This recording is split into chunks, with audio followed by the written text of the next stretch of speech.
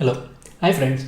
Welcome to this video, which is a continuation of Cloud Native Ninja series. In the previous video, we saw how to use Helm for packaging our Cloud Native Ninja application consisting of TechTalks Producer and TechTalks Consumer, along with its dependencies, which is required for deploying or which are required for interacting with Dapper and the RabbitMQ.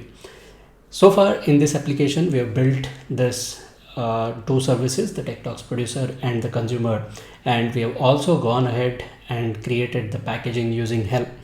In this video, we are going to see how to deploy this application using CI/CD method. Last time we used Helm deployed command to deploy it manually. Now, what is CI/CD or what is continuous integration and continuous deployment? If we look at the diagram here, we see that this is a commonly used representation to explain to us what are the different components of continuous integration and continuous deployment or continuous delivery. If we look at the CI side of things, the different aspects related to software development like the planning, code, build, test and release, they form part of the continuous integration. And then when it comes to the continuous delivery, we take the release artifacts and then deploy it to our target environment. Then it goes into the operate mode and we continuously monitor the target environment to see how it is behaving under different loads and different circumstances. And then we can use that information again to optimize our development process. This is the whole idea about continuous integration and continuous delivery, or CI/CD as it is commonly called. Now, when it comes to Cloud Native Ninja, we can see what are the different tools involved or what are the different things which are required for making this happen. When it comes to code, so far we have been using the GitHub repository for using our Git source control. In terms of the programming languages, we have used .NET Core, Java, Go, and there is a version of Rust which is also available in this code base in a different branch. When it comes to building, I would be using the GitHub Actions feature here, and I would use this as an integration point with the Azure Kubernetes Service, or AKS, which is our target deployment environment. There is a feature in AKS which allows us to directly integrate the deployment of our application from a GitHub based repository, and that is what I'm going to use for demonstrating this. And as part of the release, we are going to store the artifact in Azure Container Registry. If we look at the traditional release cycle or traditional applications, the artifact is usually the outcome of the build stage, which consists of a binary file or some sort of an artifact based on the type of application we are building. If we are using .NET, for example, it could be a executable or it can be API, for example. If it is Java, it can be a jar file or a var file. In case of Go, it can be a different artifact. So based on the programming language, the artifact would vary. But when it comes to container-based application, the containers, they provide us a standard way of packaging the application as a Open Container Initiative compliant image, and then we can use that image to deploy to any of the supported runtime or supported platforms. So in this case, we are going to use the Azure Container Registry to publish the artifact or the output of our build stage. And then in the deploy stage, we are going to use the Helm chart that we created earlier in the previous video or previous section of this series. And we will be deploying it to our Azure Kubernetes Service cluster. So let's get started and see what are the things which are required for this. If I'm inside the Azure portal and if I head over to my cluster where I want to enable this CI/CD or where I want to use this feature, I'm using this cluster called as Azure Singapore cluster, and it's a managed Azure Kubernetes Service cluster. Under the settings, we have this setting called as Automated Deployment, and it's in preview right now. We can head over to this create an automated deployment section, and there are two options. One is automatically containerize and deploy the application, such as using a GitHub workflow, and second one is deploy an application automatically set up the GitHub workflow. So both are basically setting up the GitHub workflow with minor modifications. I'm going to use the second option, which says deploy an application, and it would do some authorization or authentication checks. I have already set up the GitHub integration here in the past, so that is why it identifies that I'm authorized as Nilesh Gule. If you don't have this integration, then we can set it up using the configuration wizard here. Once we have this, we can choose a repository which we want, and in our case here we want to do CI/CD setup for Cloud Native Ninja repository in GitHub, and then which branch. I'm going to use the main branch here, and we can give the name for this particular workflow. I can name this as Cloud Native Ninja, and let's say CI/CD. In the next part of the wizard, we are asked to select the image. This is the Docker file that we want to use. So in my applications repository, I've got multiple Docker files here, and I'm going to use the Docker Hub or Docker Compose file because I've got two services, the producer and the consumer. And let me choose the one which is referring to the Azure Container Registry, ACR. I will use this Docker Compose Go ACR as CI/CD as the YAML file, and then it will ask me for the container registry. I could create a new container registry, or I could choose the existing one. I already have a container registry named as ng ACR registry, and I'm going to use that. And in the past, I have created or I have published the TechTalks producer and TechTalks consumer to this.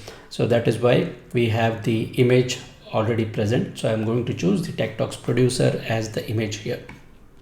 Next thing is the deployment, and we can choose one of the option here, either the Kubernetes manifest files to deploy, or we can choose the Helm chart. And I'm going to go with the Helm option because I already have the Helm charts for my application.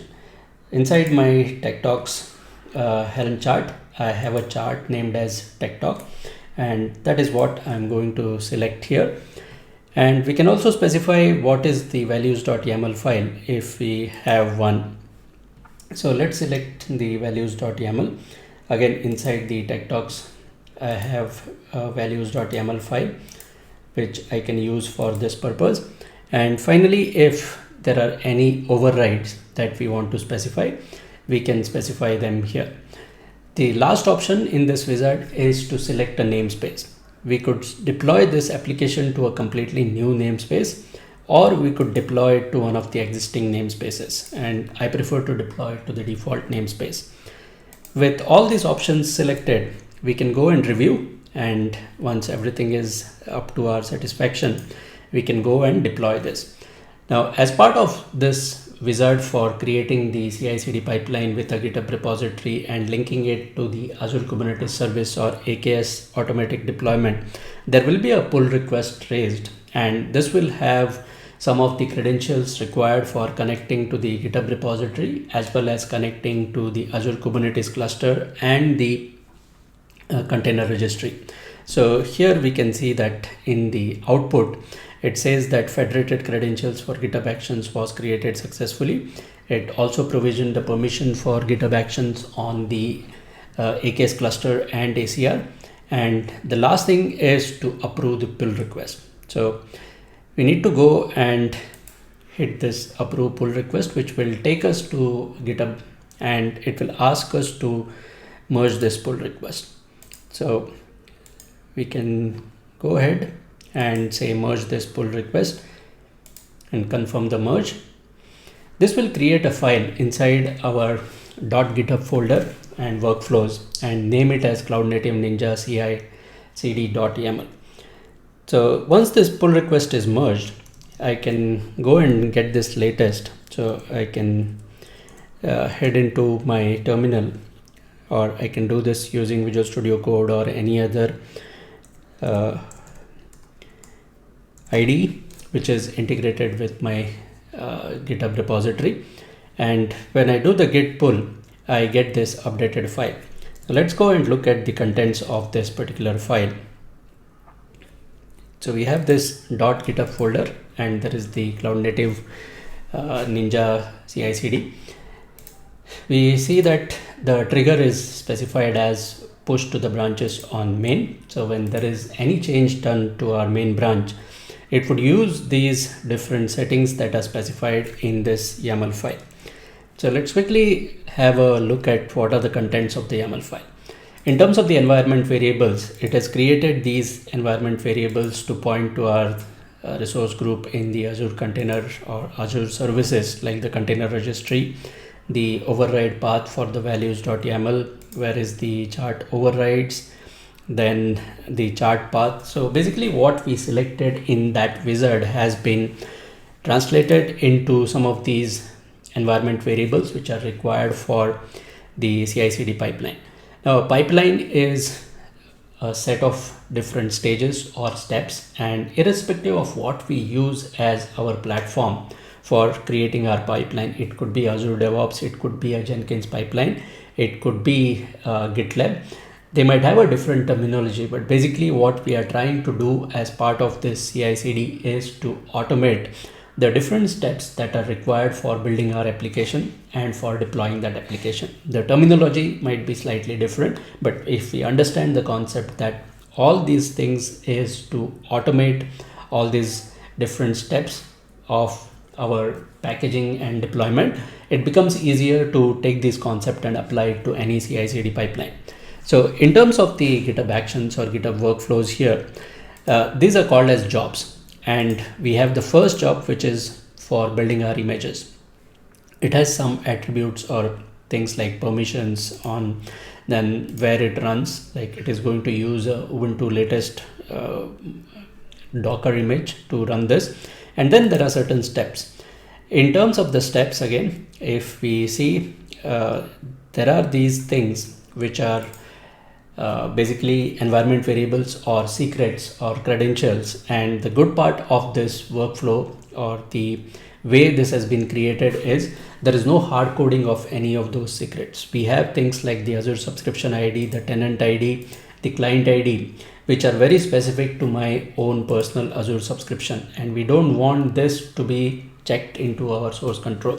So the workflow has created these as part of the secrets in GitHub, and we are pulling those secrets from the environment variables or whatever the CI/CD platform provides us as a mechanism to pull those things.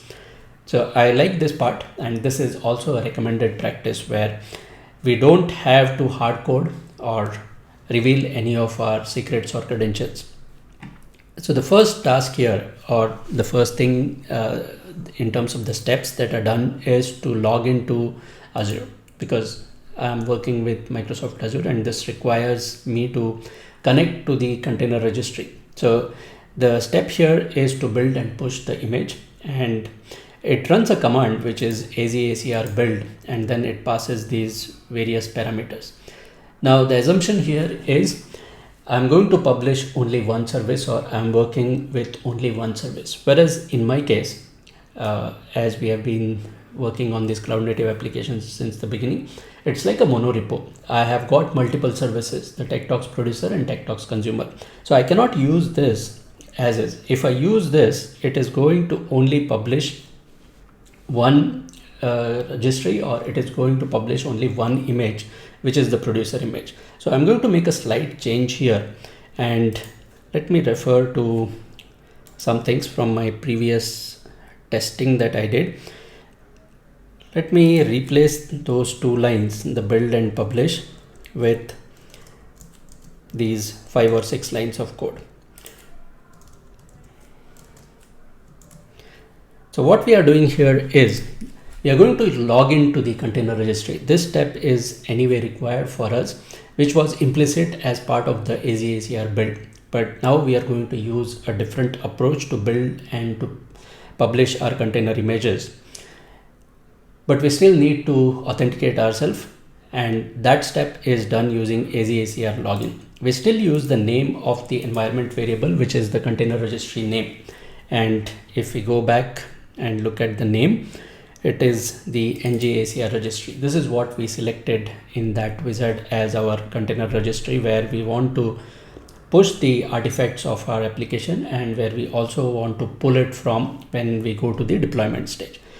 So once we are logged in, then we are going to build the Docker image. And for building the Docker image, we are using Docekr Compose command here, and we specify the file, which is that go ACR CI YAML, and then we use the build command. Now let's go over and have a look at that Docekr Compose go ACR YAML file.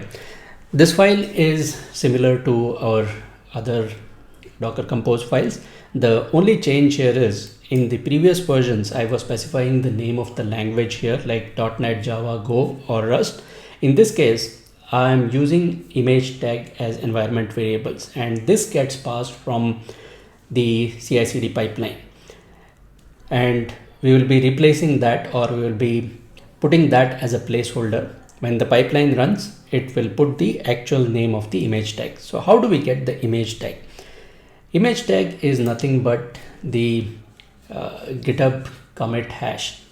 This is again an environment variable available to us as part of the build process, and we are going to set that as an environment variable, and the value for image tag would be whatever is the hash for the GitHub commit.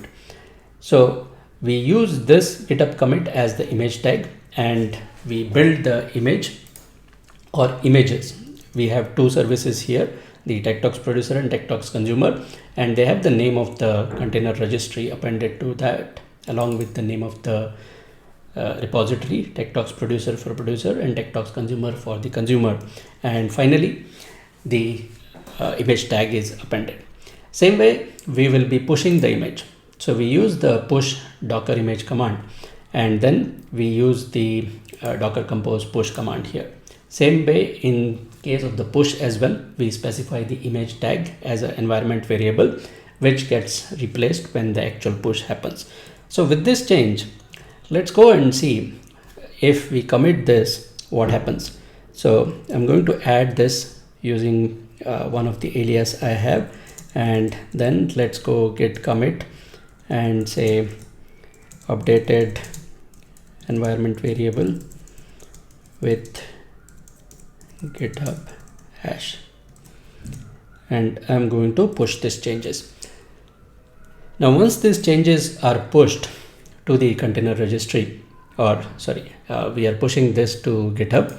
If I go into my Cloud Native Ninja repository under the actions, now we can see there is this update environment variable which is triggered just now, and it has this build image job which is running, and it's running through these different stages or different steps. We can see in real time what is happening with our build job or with our CI/CD pipeline here. So here the login is successful, and then it goes and performs the Docker Compose build command here, or it runs the Docker Compose build command. And once the build is successful, it will push the image. So before the push, we can see what is the name of the image that has been created. We will have it in the output.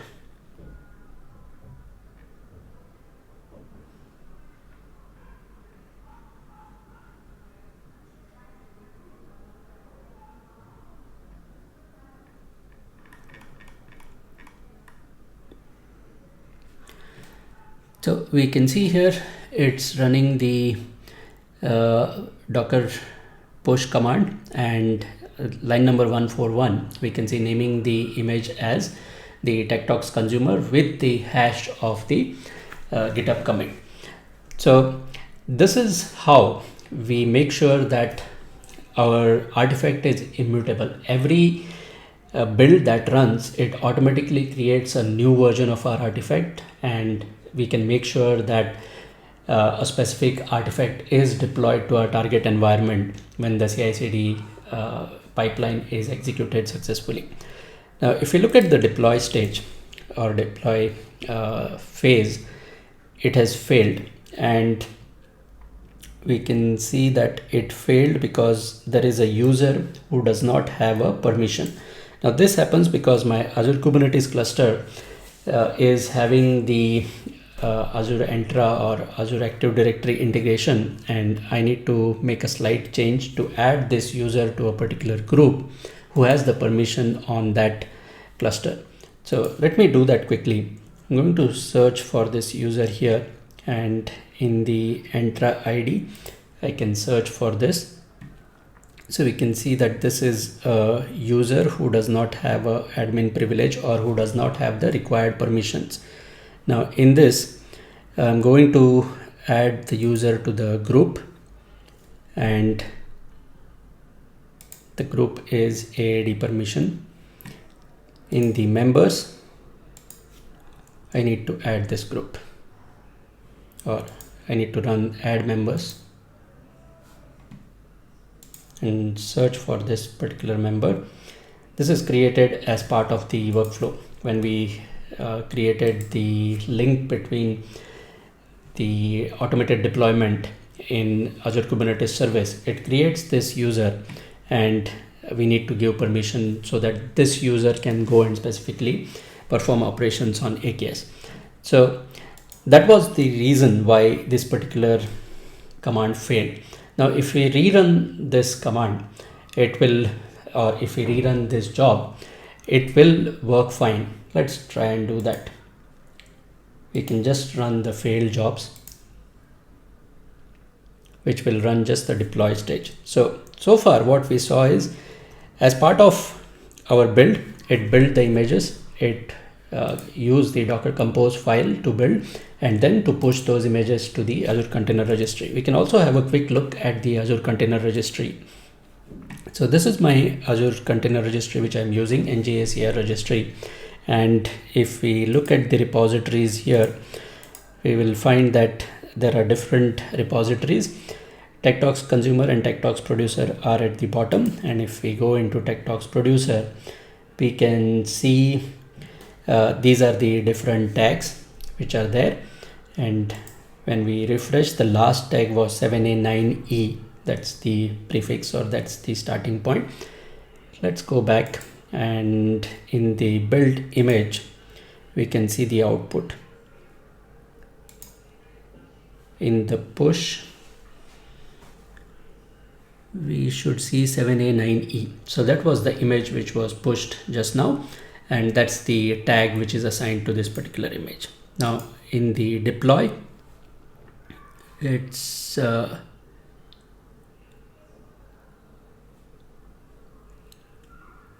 giving us an error saying chart.yaml file is missing, and it has failed here. So let's go and look at.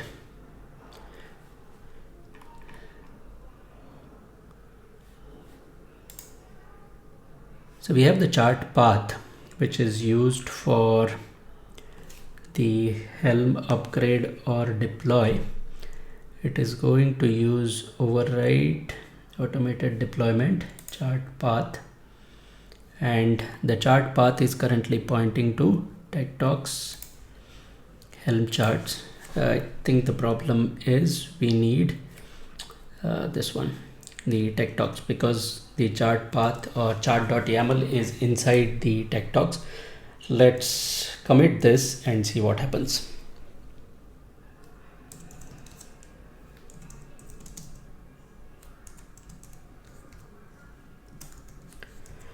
So updated chart path, and then we do git push. So it should again trigger the workflow now, because we have committed another change here, and this is queued. Let's go and see the details of this. So since the build will take some time, I will fast forward this and come back to the video when we get into the deploy stage.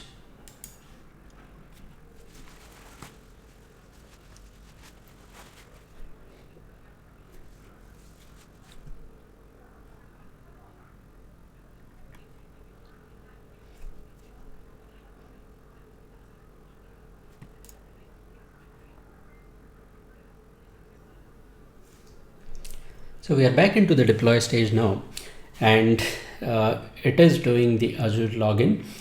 And as I was saying, we have that user who is using the OpenID Connect mode of authentication. So it uses the credentials from the secrets, and it does a login. Once the login is successful, it will use the context from this particular user to the Azure Kubernetes Service, and it will go and deploy the application using Helm chart or Helm upgrade command using the kube context which is associated with this user. And if everything is fine now, we should see the output of deploy application successful. So in the deploy application here, we can see it said automated deployment, which was the name of the release we specified here along with the Helm upgrade command.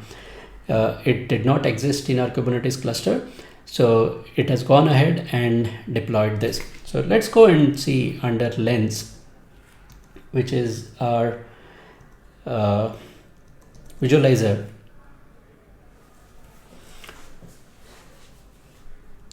If the application was successfully deployed.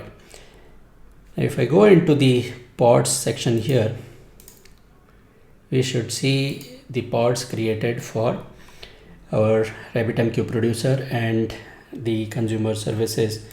Let's check the RabbitMQ producer here, and we see that this was created about a minute ago, 65 seconds ago.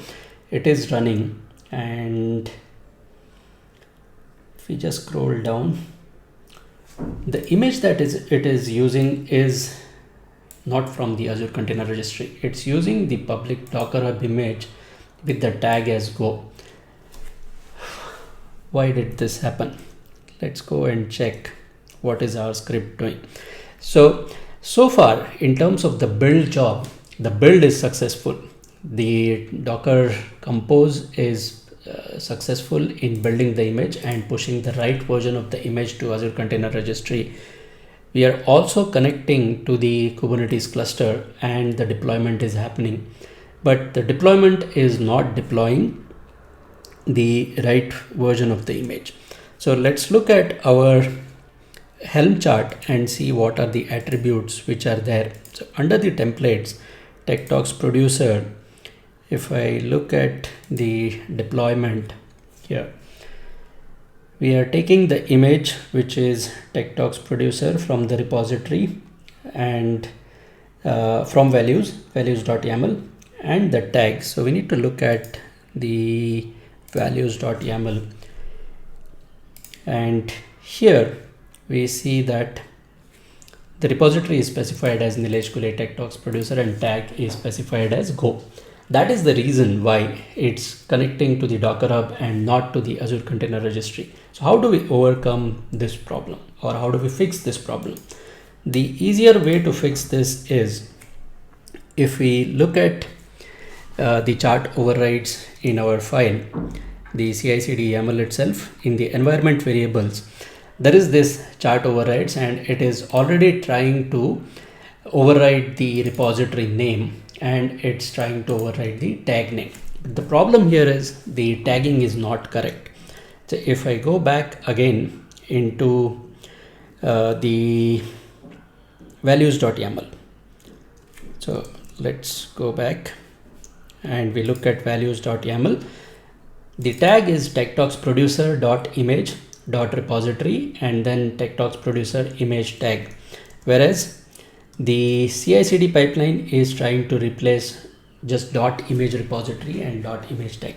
This is again based on the assumption that we are working with only one project or only one repository. So let's fix this. Let's go and update both the repository and the image to refer to the TechTalks producer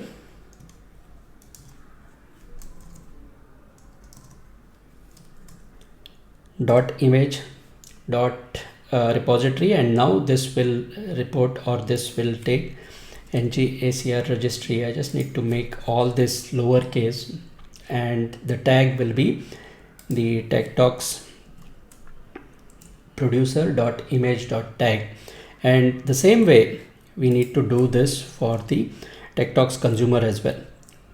So let's append those and update the TechTalks producer image or TechTalks consumer image here.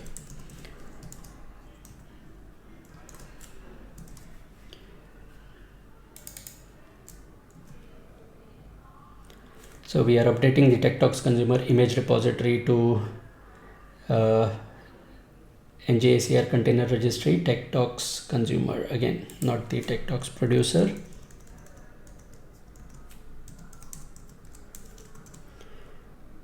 That's the repository, and the tag is the GitHub commit hash.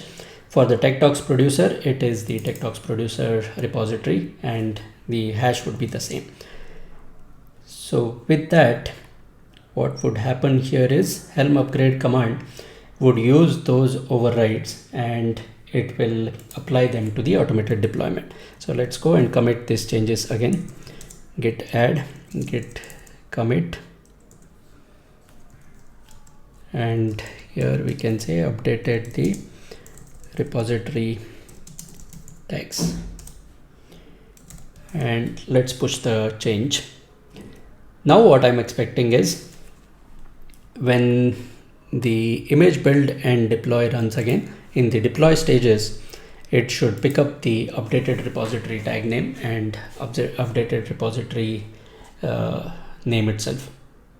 So once again, because the build will take some time, I will stop here and fast forward the video and come back when we are about to deploy.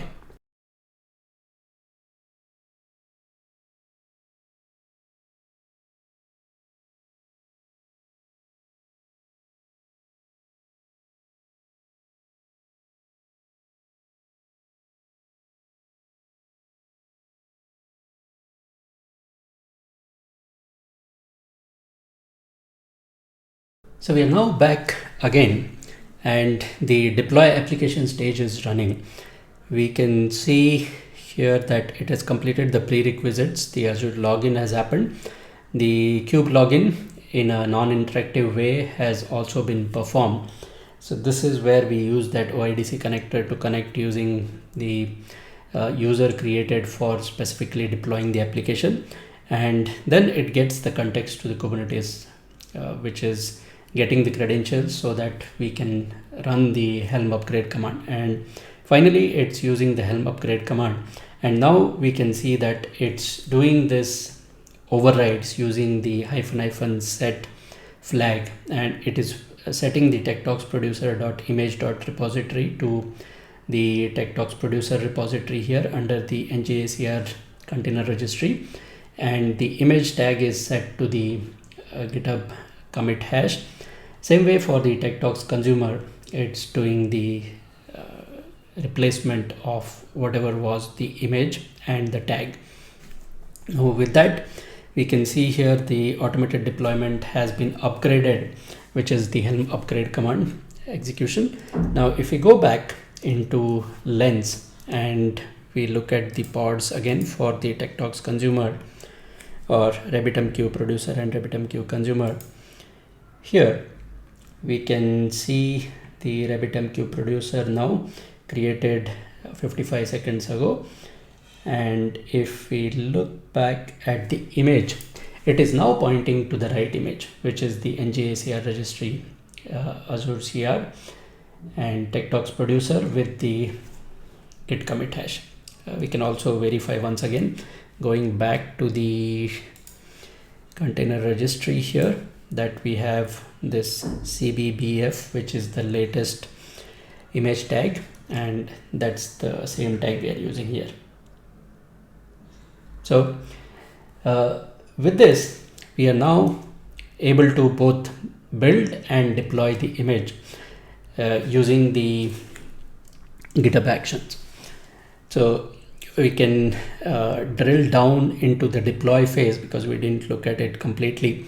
Under the deploy, we see that there is a needs build image. So build image is the name of our previous job, and this is like setting a dependency to say that we should not run the deploy job if for some reason the build image job failed. And Once the build image job is successful, then we define different steps for the deploy action or deploy job. In terms of the GitHub workflow or GitHub Actions, these different stages, they are called as jobs, and that's what we see in the output as well. When we look at the GitHub Actions, we see the jobs or GitHub workflow execution. There is the build image job and there is the deploy job, which is successful. Now here we have different actions. These are coming from GitHub Actions, and like the checkout, it can have a different versions. We are using the v3 version here, and we can find out different information about that by going into the GitHub Actions if we need more information. It needs some parameters, and we are passing those parameters using with, and like we did during the build stage, we are not hard coding any of the credentials. All the credentials are being taken from the GitHub secrets. Then we are using the kube login to set up the kube login in the interactive way. And the parameters for kube login are specified in our resources here. So it will use these cluster name like the Azure Singapore cluster, and it will use the resource group demo Azure resource group to connect to the cluster using these different credentials. And finally it uses the set context, which is used to get the context for the Kubernetes cluster. So it's going to run the kube login command, and it uses, this is where I was saying the cluster name and the cluster resource group are used as parameters, and we see that again it's requesting this as admin as false, which means a least privilege user kind of access has been requested. And finally we use the deploy application stage or deploy application step here, where we run the Helm upgrade command.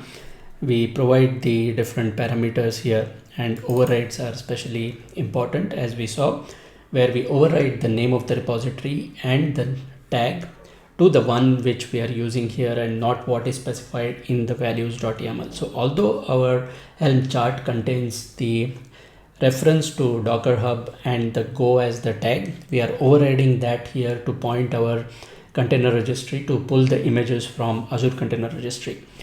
And to me, this is one of the benefit of Helm, which I forgot to mention in the earlier video, where it provides us capability to provide the defaults, and when we want to override those defaults, we can easily override them as part of, let's say, CI/CD pipeline. In this example, we can see how easy it is. Automated deployment is the name for our release, and then finally we specify the path or the file to the chart path or the folder path. With that, we have successfully deployed our application, and using the GitHub Actions or GitHub workflows, we have built the container images using the Docekr Compose build, and we have published those to the Azure Container Registry using Docekr Compose publish command. And then with the Helm, we have deployed it to the Azure Kubernetes cluster.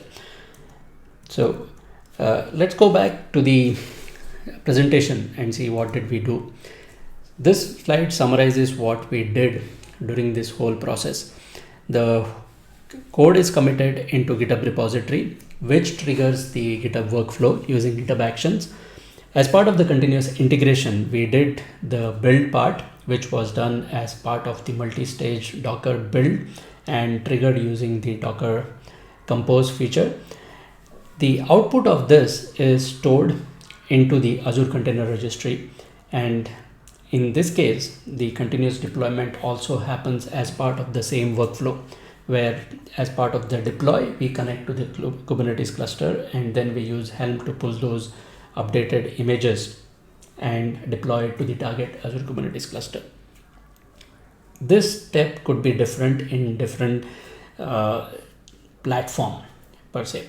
If we want, let's say, to have someone to approve the change at a specific time, or if there is a different mechanism where approval stages are required, then we can also separate these two, the CI into separate stage and the CD into separate stage.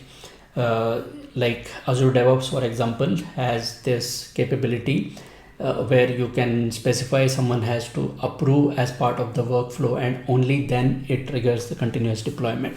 Depending on the capabilities of your CI/CD platform, this could vary, but essentially what we did here was to automate all the steps of building and deploying the application. If we understand that concept, that a manual user, whatever steps he would do, we automated it as part of these workflow and the GitHub Action.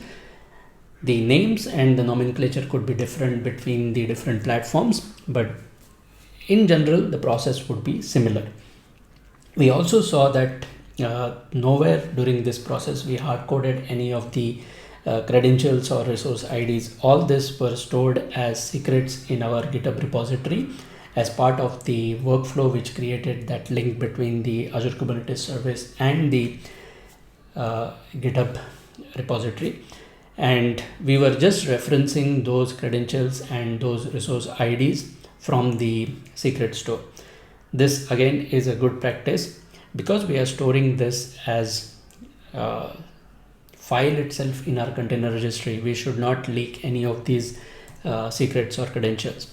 So here are some of the advantages of using CI/CD. First thing obviously is the automation. As we saw, we automated the whole process right from the time someone committed the code, the part of building the application along with all its dependencies and pushing the artifacts and then deploying it to the target environment was automated using different stages. So it helps us to remove any of the manual errors that could occur when someone does these steps manually. And it also helps to improve the security. We saw that how a role-based access control was given for the user which was created for this purpose, and the user it had only the least privileges. It could not do anything outside of what is assigned as a role to that. We didn't dive too much into the details, but the user who has access to the container registry, Azure Container Registry, if we try to delete, say for example, the repository, we will not be able to do that because the role has been granted only permission to retrieve the information or just to pull the image from the container registry. So that way we can define different roles, and this follows the privilege of least access or principle of least privilege access, where if a user does not require a permission to do something, he is not granted that permission. You will have only the permissions which are required for performing that particular task. So security is another aspect which is enhanced quite a bit when we use automation using CI/CD. And this also increases the deployment frequency. We saw that every time I did a commit, both the build and deploy stages or jobs were running, and it gave me a feedback quite quickly in terms of what was happening in the build pipeline, and I could deploy quite frequently. I didn't have to wait for the release to be created outside of my workflow. This also improves the collaboration, and in terms of DevOps, in the past, before DevOps came into prominence, I remember working in organizations where me as a part of application team, we would develop code and we would commit it to the source control. And then there was a separate team which was in charge of build and release and the deployment. So they would then perform the necessary actions. And sometimes this created problems because we would change something in the code which if the instructions were not properly handed over to the release team, they could miss certain actions. Whereas by codifying this and storing this as part of the source code repository itself helps to improve the collaboration. We can still have segregation of responsibilities in terms of who does the application development and who does the deployment, but then if everything is checked into the source control, the dev and the operations team or the DevOps team members can collaborate very easily, and this can help to identify issues quite early in the software development lifecycle. There were things which we did not cover in this video, which are also sometimes part of the CI/CD pipeline. First one is the infrastructure provisioning. Provisioning of resources like the Azure Kubernetes Service or Azure Container Registry, which were used in this case, these are typically done using infrastructure as code. we can use things like Terraform or the cloud service provided approach, like Azure has Azure Bicep or ARM, the resource manager. These kind of things can be used to provision the infrastructure. This can be outside of the CI/CD pipeline. So the resources are ready and the CI/CD pipeline uses those existing resources. Same thing goes for the installation of dependent services. In our Cloud Native Ninja, we are using the RabbitMQ. We are also using Dapper, KEDA. So this is similar to the infrastructure provisioning, but these are specific to the application. And this again can be done outside of the CI/CD using GitOps, for example, as an advanced scenario, or they can be done as one-off thing, because we don't really install RabbitMQ or Dapper or KEDA on every commit. That is the reason I've not included them as part of the CI/CD pipeline. Next thing is testing. So if we look at that diagram which was showing what are the different areas in the DevOps or CI/CD, testing was one of them. And I did not show the testing part, how to do testing. But if you understood the concept so far, testing is just another stage or just another step. And this is typically done as part of the CI/CD pipeline, where we run unit tests. Things like performance test or smoke test or functional test can also be performed. These are more part of the continuous deployment, I would say. Once the deployment is done to the target environment, we can perform these additional tests. And in some advanced scenarios, these are definitely part of the CI/CD pipeline. We also didn't look too much into the DevSecOps. Nowadays, there is this concept of shifting left, where the things which were done towards the end of the project lifecycle, they are moved to the earlier stages of the project development, and things like security scanning, vulnerability scanning, these are now part of everyday DevSecOps operations. So this again can be another stage. We can use things like doing a code quality check using SonarQube, for example, or doing container scans like Twistlog or Aquasec. These kind of tools can help us to perform container scans before these are published to the container registry. And even when containers or applications are deployed to the target environment, we can have these security scans running, and these can definitely be part of the CI/CD pipeline. Monitoring and observability is also very critical, and nowadays modern applications, they definitely need this. It's a very vast topic to cover as part of just a CI/CD pipeline, so I did not cover it. I hope to cover it as part of one of the future videos in this series. So with that, we come to the end of this video.